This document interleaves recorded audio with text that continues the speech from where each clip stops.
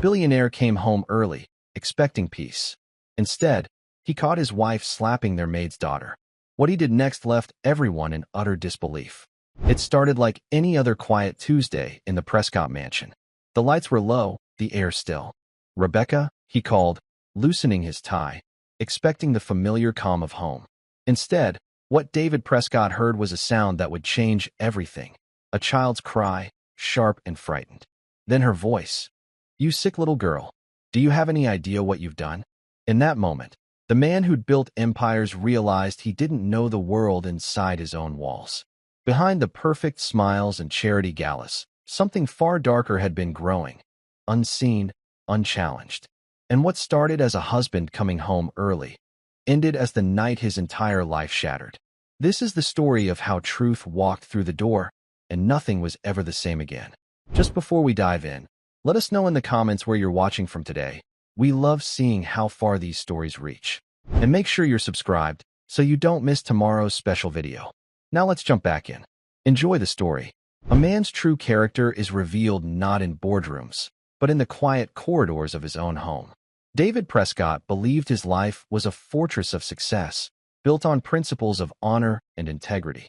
But on a calm Tuesday evening, he would discover the deepest betrayal was not from a business rival, but from within his own walls. The heavy oak door of the Prescott estate closed with a soft, satisfying click. The sound usually brought David a sense of peace. It was the sound of leaving the world behind. The world of mergers, of stock prices, of relentless ambition. He was David Prescott, the CEO whose name was synonymous with innovation. His company, a tech giant he had built from the ground up, was his public legacy. But inside these walls, he was just a man, a husband. He hoped, one day, to be a father. Tonight, he was home early. A rare event. A board meeting had been unexpectedly canceled, freeing his evening. He smiled to himself, imagining his wife Rebecca's surprise. They could have a quiet dinner. They could talk about something other than quarterly earnings. He loosened his tie, the silence of the grand marble foyer a welcome comfort. He walked past the portrait of his grandfather, General James Prescott, a man whose stern gaze and chest full of medals always seemed to be measuring him. The general was a legend, a war hero who valued discipline, honor, and the protection of the innocent above all else. David had spent his life trying to live up to that silent, painted standard. As he moved toward the main living area, a sound broke the stillness. It was faint at first, a child's whimper. It was a sound so out of place in the vast, immaculate home that David paused, his hand still on his briefcase. He knew that sound. It was Chloe, the 9-year-old daughter of his housekeeper, Emily Carter. Emily was a treasure, a kind and diligent woman who had worked for him for 5 years. Sometimes, when school was out or if Emily's sitter was unavailable, Chloe would come with her. The girl was a quiet, bright presence in the house. She had sunshine blonde hair and eyes the color of a summer sky. She was always polite, always respectful, often found curled in a corner with a book. Her presence had never been a problem. The whimper came again, louder this time, followed by a sharp, cruel hiss. It was Rebecca's voice. "Look what you did. You clumsy, useless little girl." David's blood ran cold. He quickened his pace, his polished Italian shoes making no sound on the thick Persian rugs. He stopped just shy of the archway to the grand salon, concealed by the shadows. What he saw made the air leave his lungs. The scene was a grotesque painting of contrasts. The room was bathed in the soft glow of twilight filtering through floor-to-ceiling windows. Gilded furniture and priceless art adorned the walls. In the center of it all stood his wife, Rebecca. She was the picture of elegance in a tailored silk dress, her blonde hair perfectly styled, her diamonds glittering at her neck and ears. She looked like she belonged on the cover of a magazine. But her expression was something David had never seen before. It was a mask of pure, unadulterated loathing. It was directed downward at little Chloe.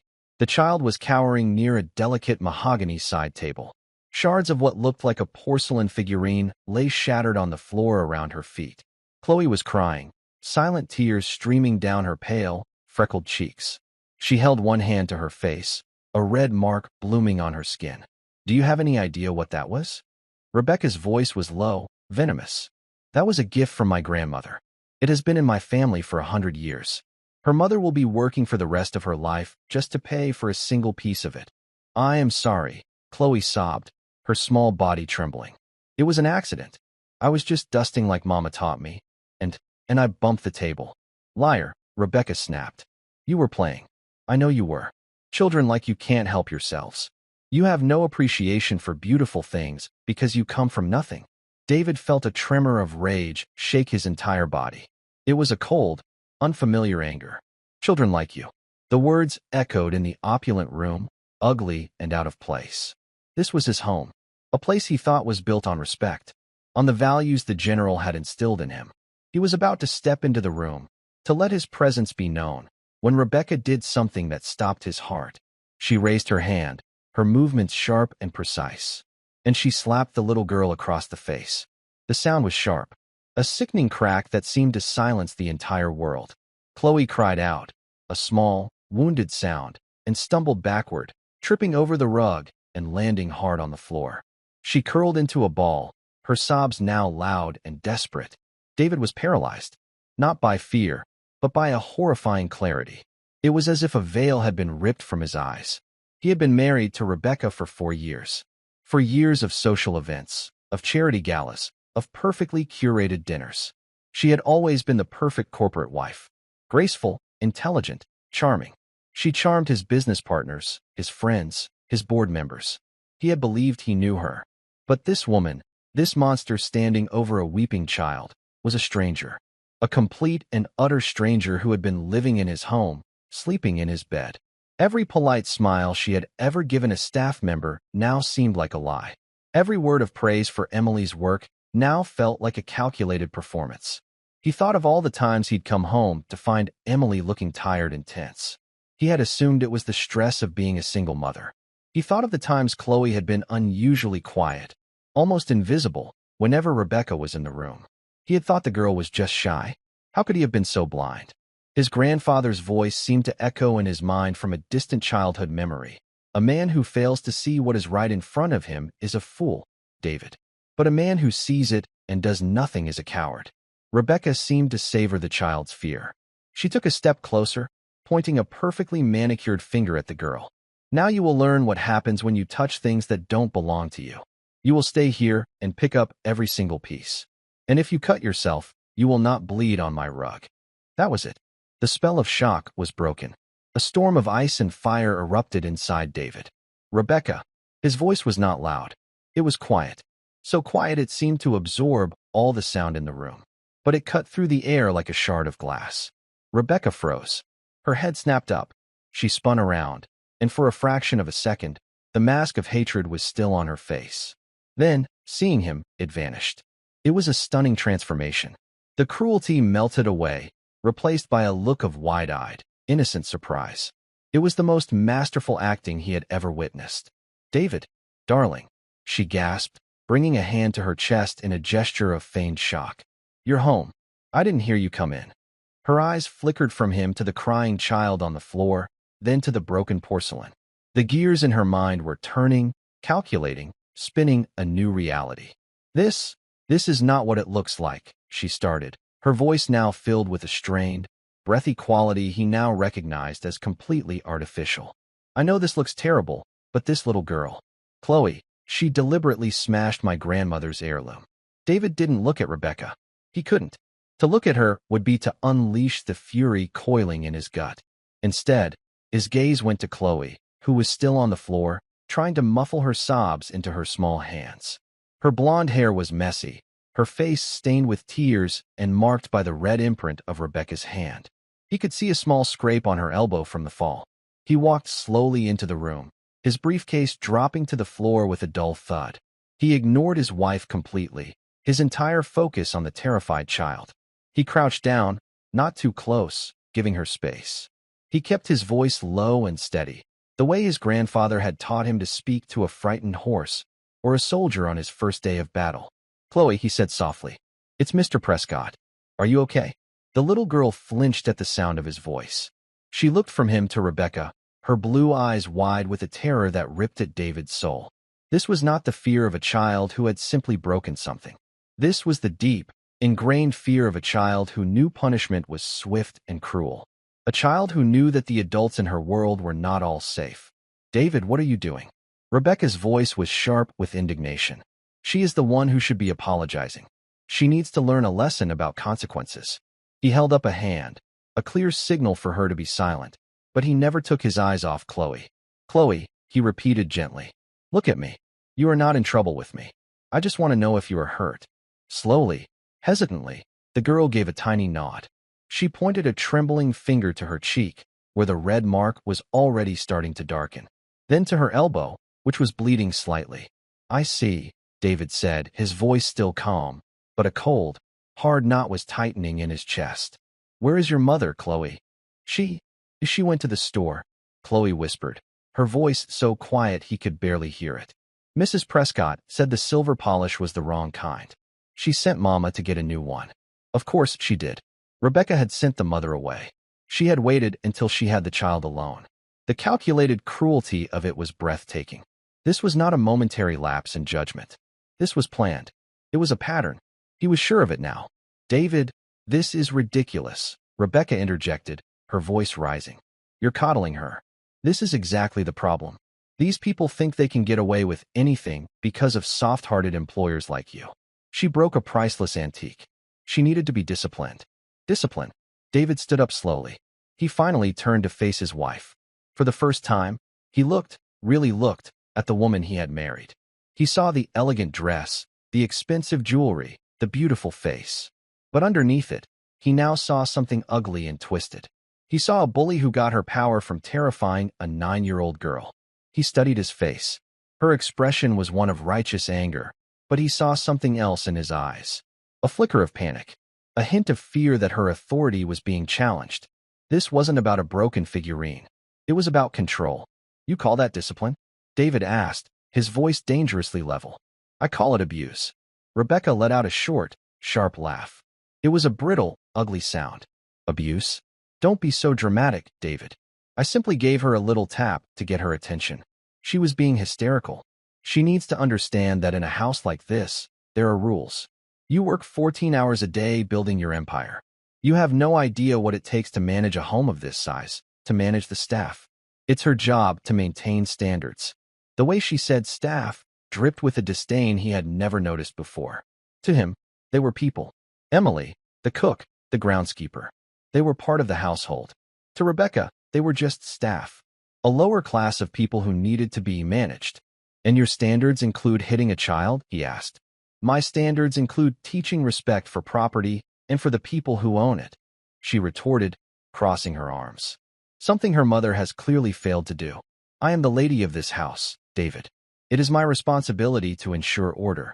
He looked from his wife's defiant face to the small, broken girl on the floor. An image of his grandfather flashed in his mind.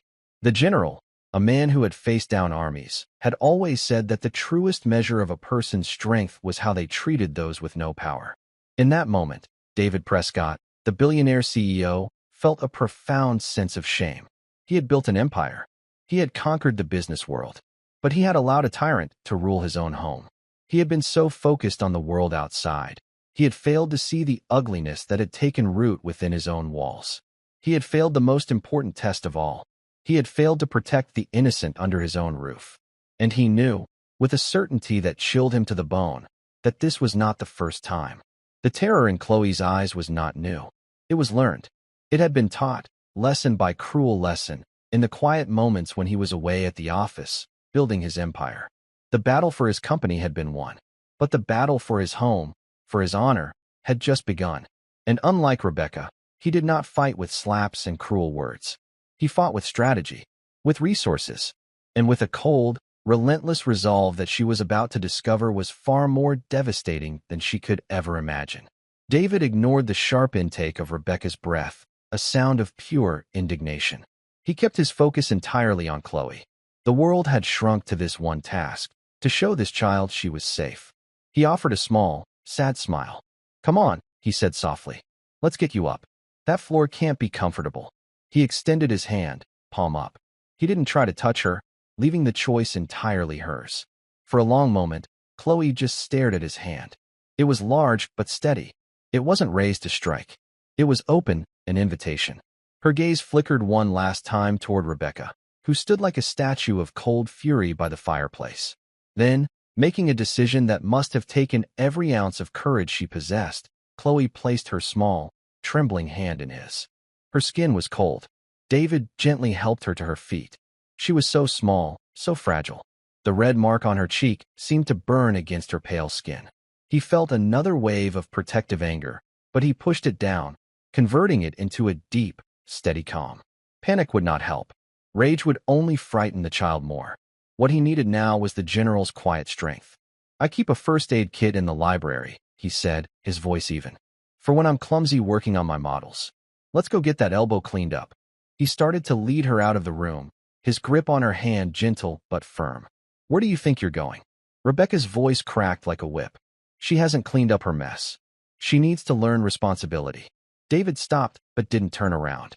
He spoke to the air in front of him, his words meant for his wife, but his tone meant to soothe the child whose hand he held. "The mess can wait. A child's well-being cannot. We will discuss this later, Rebecca. Do not follow us." It was not a request. It was an order, delivered with the quiet authority he usually reserved for his most difficult negotiations. For once, Rebecca seemed to understand she had crossed a line he would not allow to be uncrossed. She remained silent, her fury a palpable force at their backs as he led Chloe out of the room and down the hall to the library. The library was David's sanctuary, walls lined with books from floor to ceiling, the scent of old paper and leather in the air. In one corner stood a large table where he built intricate models of historical warships, a hobby that calmed his mind. He led Chloe to one of the large, comfortable leather armchairs and gently sat her down. "Okay," he said, opening a cabinet and retrieving a small white box with a red cross on it. "Let's take a look." He knelt before her, just as he had in the other room. He opened the kit and took out an antiseptic wipe and a small bandage. He worked with a slow, deliberate tenderness, dabbing at the scrape on her elbow. Chloe watched his every move, her body still tense, ready to flinch away. "Does it sting?" he asked. She shook her head, though he saw her wince slightly. "You're very brave," he said. He finished cleaning the small wound and carefully applied the bandage. "There, good as new." He put the supplies away and pulled up a small ottoman, sitting opposite her. The great, quiet room seemed to wrap them in a protective silence. Here, away from Rebecca's venomous presence, Chloe's trembling began to subside. "Chloe," he began gently, "I need to ask you some questions, and I need you to be very honest with me. Can you do that?" She nodded, her eyes fixed on his face. "Before you say anything," he continued, leaning forward slightly, "I want you to hear me. Nothing you say will get your mother in trouble. Her job is safe. You are safe.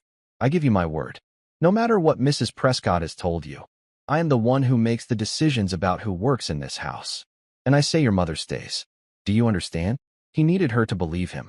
He saw the conflict in her eyes, the hope warring with the fear that had been drilled into her for who knew how long. She said she would tell you Mama was a thief," Chloe whispered, the words tumbling out as if they had been held back by a dam. "She showed us a necklace. She said she'd put it in Mama's purse and call the police. She said no one would believe us." David's hands clenched into fists on his knees. He forced them to relax. He had to remain calm for her. "She will not be doing that, Chloe. I will make sure of it." He paused, choosing his next words carefully. Has Mrs. Prescott hurt you before? Has she ever hit you?" Chloe's eyes immediately filled with fresh tears. She shook her head quickly. "No, not like today. Not a slap." The qualification was damning. He waited, letting the silence stretch. She pushes sometimes," the girl finally admitted, her voice barely audible. "If I'm in her way. Or she grabs my arm really hard if she's angry. She says it's to make me listen." "And what does she say to you when she's angry?" David asked, his heart aching with every word she spoke. "That I'm a nuisance. That Mama is lucky to have a job cleaning up after important people. She says I have to be extra good and extra quiet because we're not like you." "What does she mean, not like you?" Chloe looked down at her own hands, twisting in her lap. "She says people without money have to know their place. She says I shouldn't look her in the eye. She says my clothes are cheap and my hair is a common shade of blonde. She tore up my drawing once." A single tear rolled down her cheek. It was a picture of a castle. She said it was clutter and threw it in the fire. Every confession was a new cut. This was systematic, psychological torture. Rebecca hadn't just been cruel. She had been trying to methodically break a child's spirit, to crush her sense of self-worth. It was a campaign of cruelty waged in secret. "How often does this happen, Chloe?" "Mostly when you're not here," she said. "Or when you're on business trips. She's nice when you're around. She smiles at me." The performance. It was all a performance. The perfect wife was a carefully constructed fiction, a mask she wore for him and for the world. He felt a fool. A blind, trusting fool. "You're being ridiculous, David. You're interrogating a child." Rebecca's voice echoed from the hallway. She had disobeyed him. She was standing in the library doorway, her arms crossed, her face a mask of fury. David stood up slowly, placing himself between Rebecca and Chloe, a symbolic shield. "I told you to stay in the salon, Rebecca. This is my house too, and I will not be ordered around while you listen to the pathetic fantasies of a lying little girl who is trying to get out of trouble." She took a step into the room. "She is manipulating you. Can't you see it? She knows you're a soft touch." "Is that what this is?"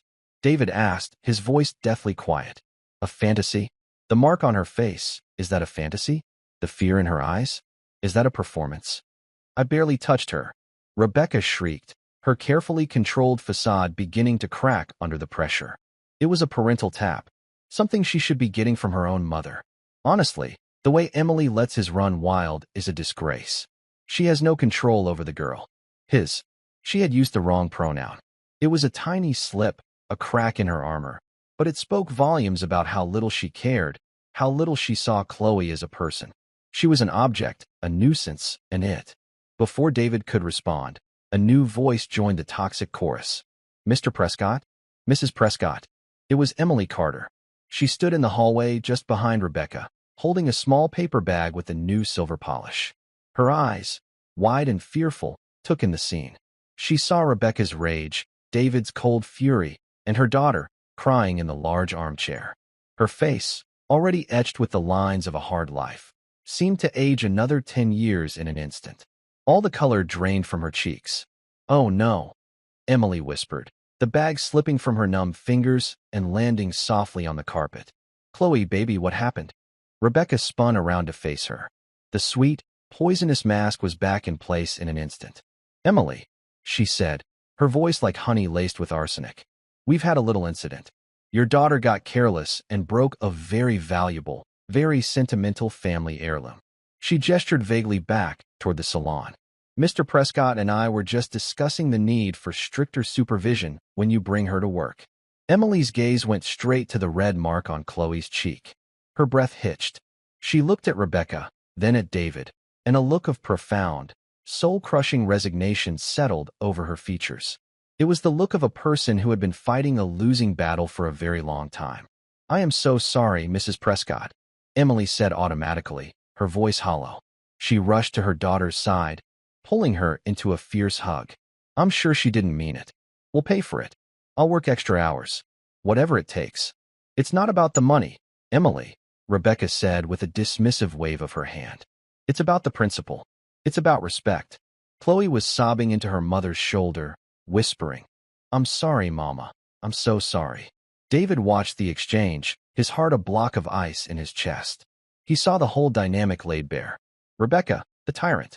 Emily, the hostage, forced to apologize for her own child's abuse to protect their livelihood.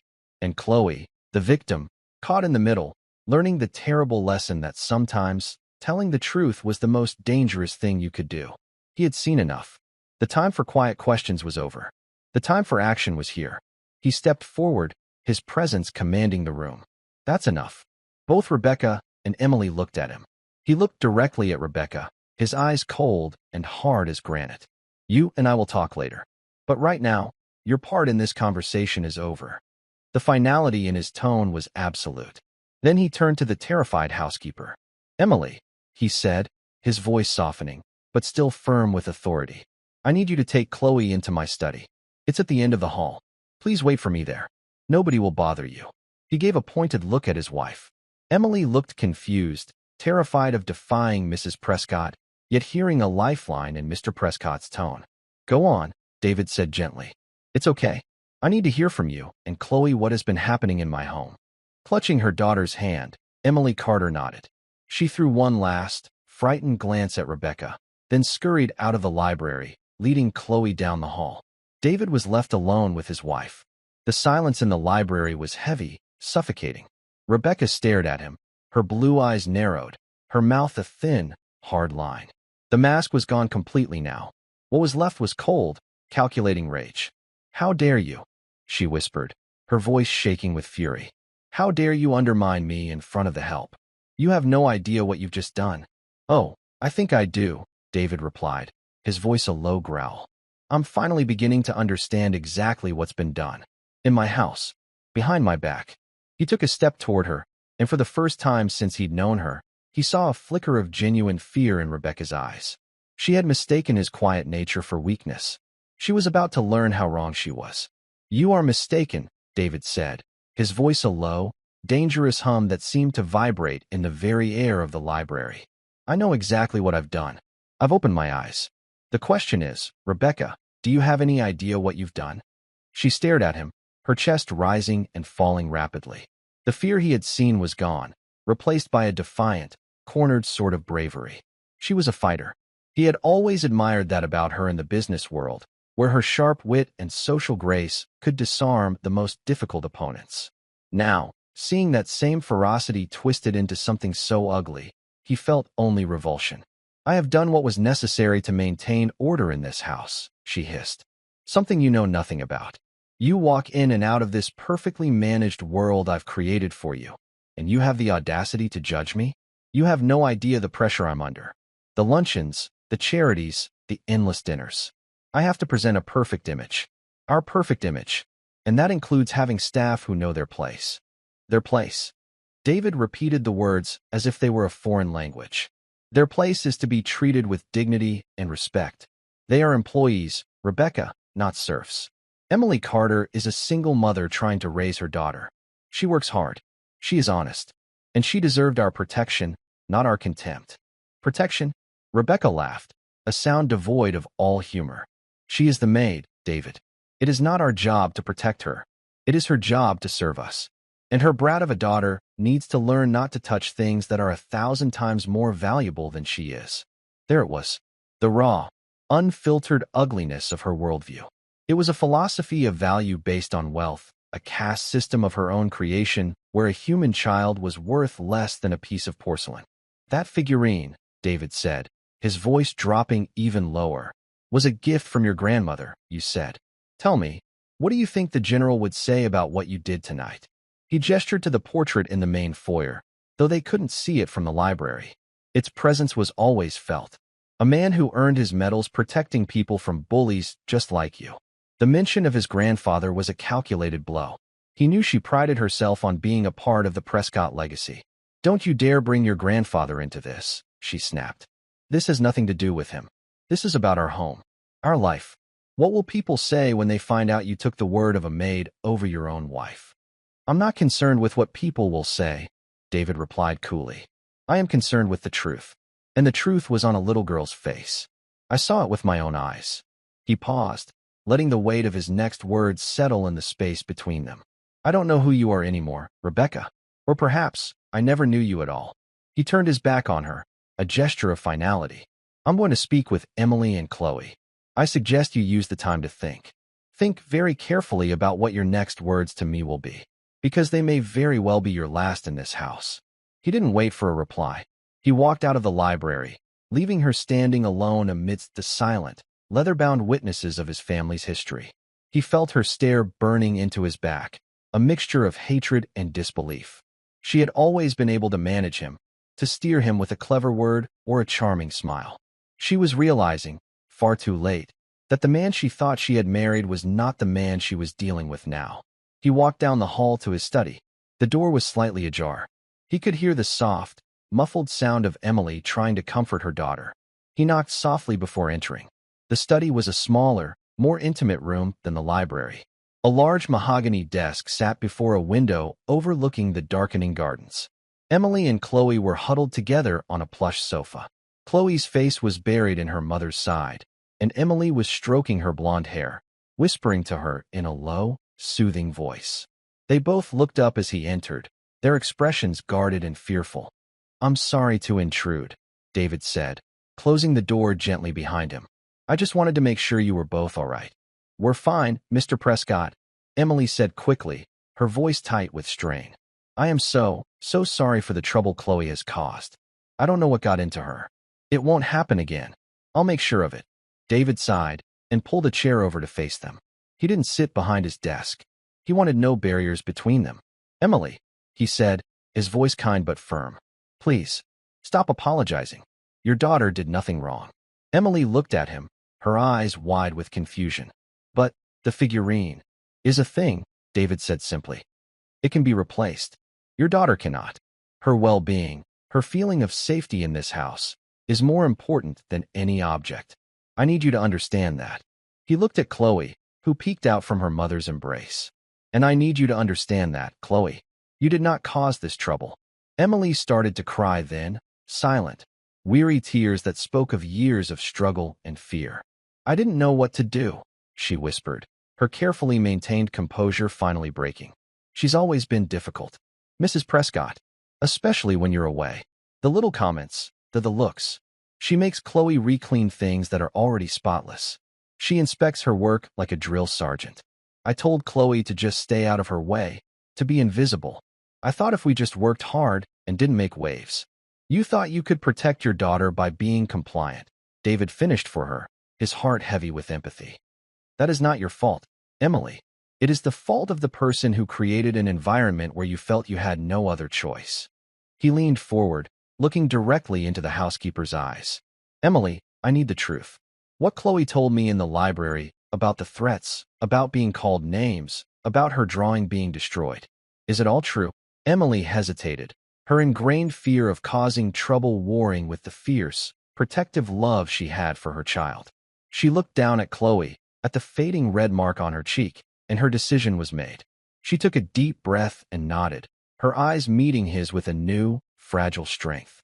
"Yes," she said, her voice trembling but clear. "It's all true, and more. She withholds my pay for what she calls infractions, a fingerprint on a mirror, a cushion not plumped correctly. She says it's to teach me attention to detail. She told me once that if I ever complained to you, she would make you believe I was stealing from her. She said a man like you would always believe his wife over the help." David felt a cold fury settle deep in his bones. It wasn't the hot, explosive anger he had felt in the salon. This was a colder, more patient rage. It was the anger of a strategist who has just seen the enemy's entire battle plan. Rebecca hadn't just been abusive. She had been systematically isolating and controlling Emily, using financial threats and psychological manipulation to ensure her silence. "She was wrong," David said, his voice resonating with absolute conviction. "She underestimated me, and she underestimated you." He stood up and walked to the window, looking out at the perfectly manicured lawn, now shrouded in the evening gloom. The grounds were immaculate, a testament to Emily's hard work and dedication. A home should be a sanctuary for everyone who lives and works within it. This had become a prison for this small family. "Neither of you are staying here tonight," he said, turning back to face them. Emily's eyes widened in panic. "Mr. Prescott, please. I need this job. I have nowhere else to go. We'll be better. Chloe will be better. I'll leave her with a neighbor from now on. I swear." "Emily," he interrupted gently, "you are not being fired. I am putting you and Chloe up in a hotel for the night. A nice one. You will order room service, watch movies, and you will get a good night's sleep, knowing you are both safe. My personal driver will take you. He will be here in 15 minutes. He was taking control. It was what he did best. Assess a situation, identify the problem, and execute a solution. The problem was Rebecca. The solution was to remove the victims from her presence immediately. I don't know what to say," Emily stammered, overwhelmed. "You don't have to say anything," David said.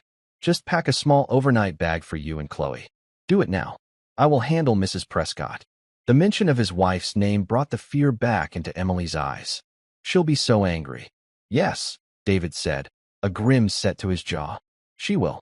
But her anger is no longer your concern. It is mine." He left them then, walking back into the grand hallway. The house was silent, but it was a tense, waiting silence. He could feel Rebecca's presence, even if he couldn't see her. She was probably still in the library, stewing, planning her counterattack. She would likely try tears first. Then, when that didn't work, she would pivot to righteous indignation. She would accuse him of betrayal, of disloyalty. She would try to make this his fault. He walked past the salon. One of the other maids, a young woman named Maria, was quietly sweeping up the shards of the broken figurine, her movements careful and nervous. She glanced up at him, her eyes full of a fear that told him she had likely heard everything. She, too, had been living under Rebecca's reign of terror. He realized the rot was deeper than he had imagined. It wasn't just about Chloe. It was about a culture of fear and intimidation that his wife had cultivated in his own home. He, the great CEO, lauded for his fair treatment of employees and his company's positive work environment, had been presiding over a miniature dictatorship. The hypocrisy of it scalded him. He heard the soft crunch of tires on the gravel driveway. His driver, a stoic ex-military man named George, was here. David went to the front door and opened it, letting the cool night air wash over him. "George," he said, keeping his voice low, "I need you to do something for me. I need you to take Mrs. Carter and her daughter to the Four Seasons. I'll call ahead and have the presidential suite prepared for them. Get them anything they need. Charge it to my personal account. And most importantly, make sure no one disturbs them." George, a man who had seen David through corporate takeovers and personal crises, simply nodded. "Of course, sir. Is everything all right?" "No, George," David said, looking back into the silent, opulent house. "It's not, but it's going to be." A few minutes later, Emily and Chloe came down the hallway, a single small duffel bag in Emily's hand. Chloe was holding her mother's hand in a death grip, her eyes darting nervously around the grand foyer, as if expecting Rebecca to leap out from the shadows. David gave them a reassuring smile. "George will take good care of you," he said. He knelt down one last time in front of Chloe. "You remember what I said? You are safe now. And you are a very brave girl." For the first time that night, a tiny, watery smile touched the girl's lips. "You're brave too, Mr. Prescott," she whispered. His heart ached. He stood up and watched as George led them out to the waiting town car. As the taillights disappeared down the long, tree-lined driveway, David closed the heavy oak door. The satisfying click no longer brought him a sense of peace. It was the sound of a chamber being sealed. It was him and Rebecca, alone in the fortress. And the fortress was about to fall. He turned, and there she was, standing at the top of the grand staircase. She had changed out of her silk dress. She was now wearing a simple but elegant white robe, her hair let down, her face scrubbed clean of makeup. She looked younger, more vulnerable. It was a costume, he knew. A calculated choice. The wronged wife. The innocent victim. "They're gone," she said, her voice soft and wounded. "You sent them away." "I sent them to safety," he corrected her, his voice hard. He walked to the bottom of the staircase and looked up at her. He was done playing games. He was done with the masks and the performances. "We need to talk, Rebecca. And this time, you're going to tell me the truth." Her eyes flashed with anger, but her voice remained deceptively soft. "I have only ever told you the truth, David." "Then this should be a very short conversation," he replied, the ice in his voice unmistakable. "Pack your bags. I want you out of my house. Tonight." The silence that followed his ultimatum was profound. It was a silence filled with the ghosts of 4 years of marriage, of shared laughter that now seemed hollow, of a future that had just evaporated into thin air. Rebecca stood at the top of the stairs, a statue carved from ivory and disbelief. The vulnerable, wronged wife persona she had so carefully constructed moments before shattered, revealing the raw, furious woman beneath. "You can't be serious," she said, her voice dangerously low. "You are throwing me out? Your wife? For them? For a maid and her clumsy child? I am throwing you out because of what you did to them," David corrected her, his voice echoing in the cavernous foyer. "I am throwing you out because you are not the person I thought you were. You are a stranger. A cruel, abusive stranger who has been living in my home." She descended the stairs slowly, each step a deliberate, theatrical movement. The soft fabric of her robe whispered against the marble. She stopped a few steps above him, ensuring she still had the advantage of height, looking down on him not just physically, but with an air of supreme condescension. "You are a fool, David," she spat, all pretense of softness gone. "A sentimental, naive fool. You live in a fantasy world where everyone is good and kind. I live in the real world. A world where you have to be strong to survive. A world where people like them. She gestured vaguely toward the front door. Exist to serve people like us. There is no us, Rebecca, David said, the words cutting and precise. There is you, and there is me. And we clearly live in very different worlds. My world is built on the principles my grandfather taught me. Honor, integrity, compassion. What is your world built on? Cruelty? Entitlement? My world is built on success, she countered, her voice rising. The same success you enjoy every single day? Who do you think helps cultivate that? Who sits through those mind-numbingly boring charity dinners? Who charms the wives of your board members? Who creates the perfect backdrop for your perfect life? I do. I manage this house. I manage our social life. I manage you. This is my career, David. And I am very, very good at it. So this is a business arrangement? He asked, a bitter taste in his mouth. All of it? The last 4 years? Was any of it real? For a fleeting moment, a flicker of something, pain, regret, he couldn't be sure, crossed her face. It was there and then gone, replaced by her hardened mask of defiance. It was as real as it needed to be, she said evasively. We were a good team, a power couple, and you were throwing it all away over a broken vase. Stop saying that. David's voice finally rose, a crack of thunder in the still house. This is not about the vase. This is about you hitting a child.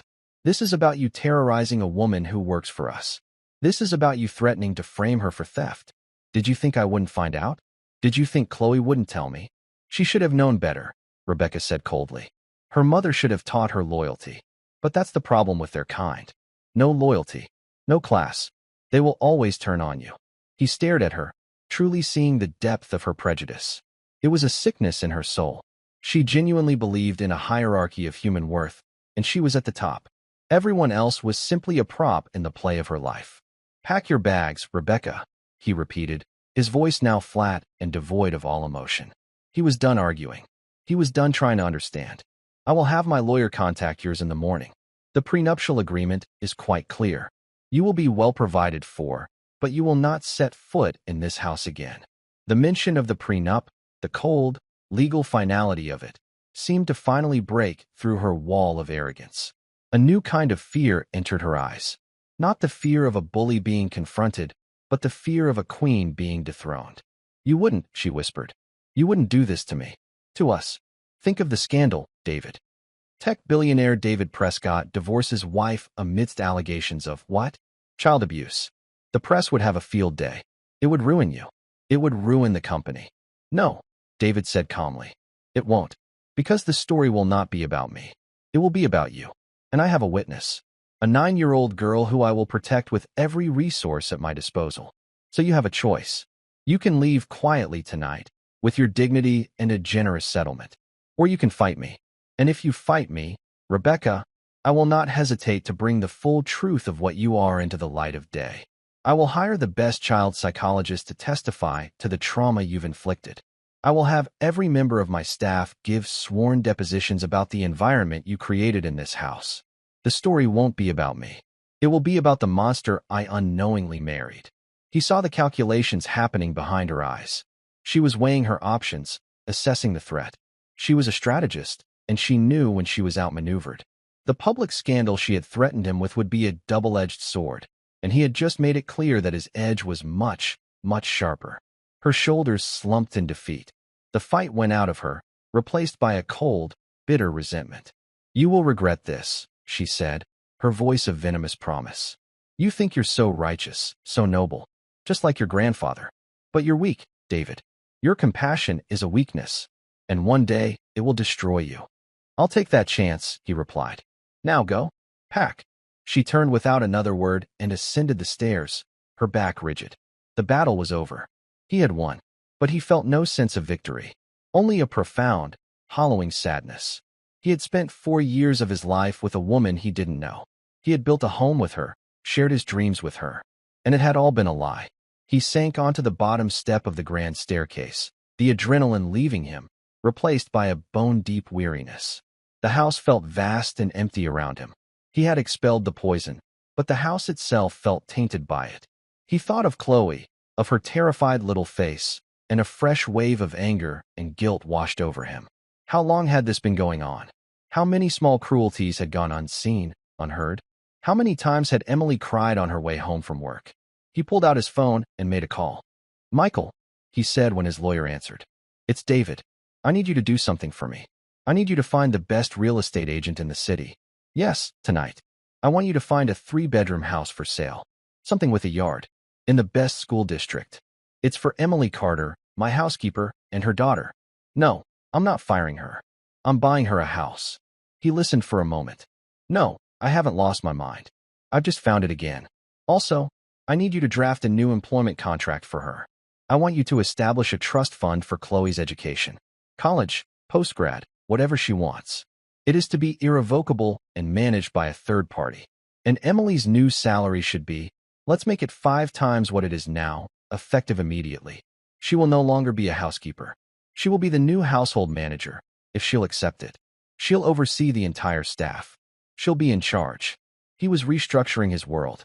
He was using his power not just to punish the wicked, but to lift up the innocent. It was what the general would have done. True strength wasn't about dominating others. It was about empowering them.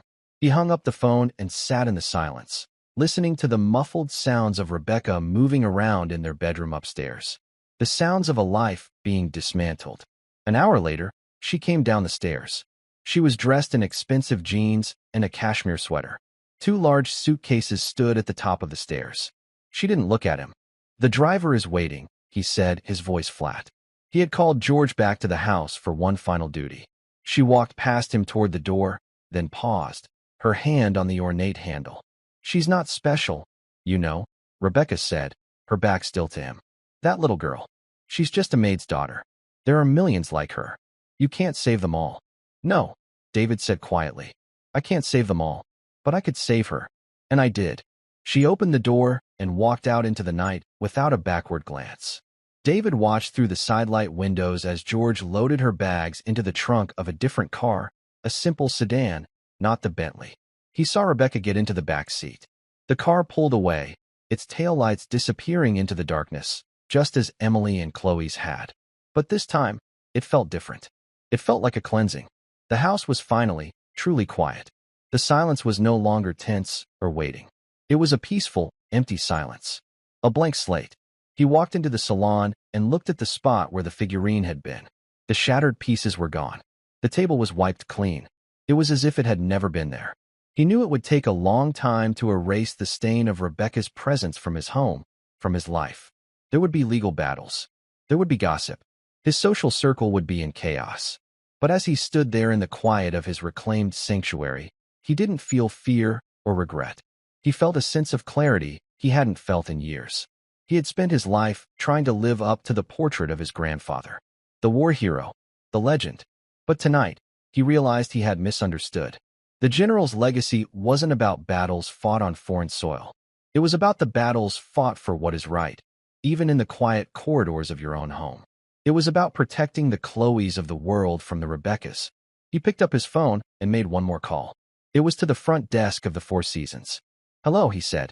"Could you please connect me to the presidential suite? It's for Emily Carter." "No, don't tell her who it is. Just tell her.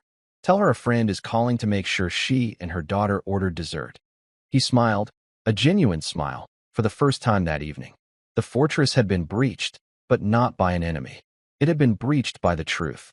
And in the rubble of his old life, he felt the first stirrings of a new foundation being laid. A foundation built not on success or on image, but on something far more valuable. Something a 9-year-old girl with sunshine hair had reminded him of: kindness. 6 months later, the Prescott estate felt like a different world. The heavy, oppressive silence that had once defined it was replaced by the sound of a child's laughter, bright and clear, echoing across the sun-drenched lawn. David Prescott watched from a garden bench as 9-year-old Chloe Carter chased a soccer ball, her blonde hair flying behind her. The timid, fearful girl from that terrible night was gone, replaced by a confident, joyful child who was thriving in her new school and, more importantly, in a life free from fear. Her mother, Emily, now the estate's household manager, had also blossomed. With her authority assured and her kindness setting the tone, The house had been transformed from a cold mansion into a warm, welcoming home. The divorce had been swift. Faced with the undeniable truth of his actions and the threat of public exposure, Rebecca had accepted the terms of their prenuptial agreement and vanished. She had her money, but she had lost the status and social power she craved. The quiet whispers of her cruelty had followed her, closing the doors to the world she had worshipped. She became a ghost in the life she had fought so hard to build, a wealthy but isolated figure. Chloe, retrieving her ball, ran over to David, her cheeks flushed with excitement. "Mr. Prescott," she said, out of breath, "Mama's making my favorite for dinner." "And what might that be?" David asked, his smile genuine. "Macaroni and cheese. A meal fit for a queen," he replied solemnly, and she giggled. This easy, warm relationship had become the new center of his life. After Rebecca left, he had thrown himself into making amends. He not only bought Emily and Chloe a beautiful house nearby, but had also established an irrevocable trust for Chloe's education, ensuring her future was secure. He had restructured his own life, prioritizing time at home over long hours at the office. He had found that his grandfather's true legacy wasn't about the battles won in boardrooms, but about the quiet victories of principle and compassion. It was about protecting the innocent and lifting up the deserving. "You know," David said softly to Chloe, "my grandfather always said that a person's true wealth isn't what they have, but what they give." Chloe nodded seriously. "Like when you help me with my homework?" He laughed, a deep, contented sound. "Exactly," he said, "just like that." As Chloe ran back toward the house, David remained on the bench, watching the sunset paint the sky. He had dismantled a life built on a lie and, in its place, had built something real and lasting. In the simple joy of a little girl who was finally safe, he had found a sense of peace and honor that no amount of money could ever buy. And that's where we'll end the story for now. What did you think of this journey? Have you ever experienced something similar, or discovered hidden meaning in an unexpected place? Share your thoughts in the comments below. I'd love to know what you were doing while listening. Maybe relaxing after work, on a late-night drive, or just winding down. I truly enjoy hearing your own stories. And if you want to make sure we cross paths again, hitting like and subscribing makes a huge difference. There are so many more inspiring journeys waiting to be told. Tell me, where are you watching from today? Remember, the people around us often carry extraordinary gifts we might never expect. Sometimes all it takes is someone believing in them. Until next time, keep your heart open to life's little surprises, and thank you for spending this time with me.